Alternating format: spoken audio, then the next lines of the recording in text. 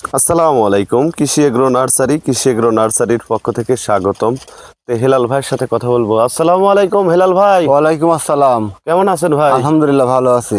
আচ্ছা ভাই, এটা কি জাতের পটল ভাই? এটা বারে দুই জাতের লম্বা হাইব্রিড পটল ভাই। এই পটলটা ধরন তো কেমন হয় ভাই? ধরন তো অনেক বেশি, সচক্ষে দেখেন ভাই, গিটায় গিটায় পটল আসছে, এই দেখেন, এবং জালির অভাব নাই ভাই, এই দেখেন প্রচুর আচ্ছা, পরিমাণে। পটল চাষের মূলত আগাম সময়টা কখন ভাই?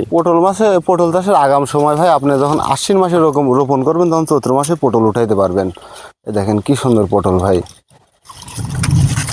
আচ্ছা, এই পটলের আপনার হচ্ছে চারা তৈরি করেন কি কৃষি থেকে? চারা তৈরি করি ভাই, এই যেগুলো বাড়ি দুই জাতের লম্বা পটল দেখতেছেন, এই জমিতে থেকে লতা কেটে রিং করে পলি ব্যাগে মাটি ভরে চারা তৈরি করি অর্থাৎ আমরা। পটলের গাছ থেকে আপনারা চারা তৈরি হ্যাঁ, করেন? পটলের গাছ থেকে চারা তৈরি করে, পটলের বীজে থেকে চারা হয় না ভাই।